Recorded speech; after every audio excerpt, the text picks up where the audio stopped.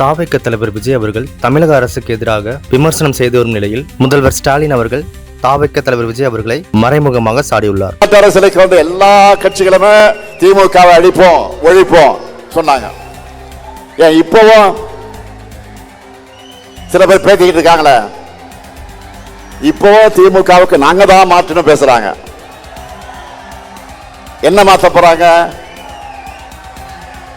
என்ன மாத்த போறாங்க? தமிழ்நாட்டு வளர்ச்சியை மாத்தி பின்னாடி எடுத்துட்டு போறாங்களா?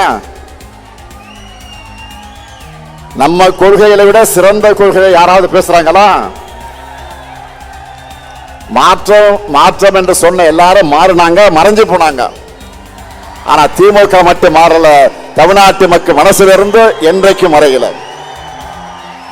இதுதான் தமிழ்நாடு பாலிடிக்ஸ். நம்முடைய கொள்கை தான் நம்முடைய பலம்.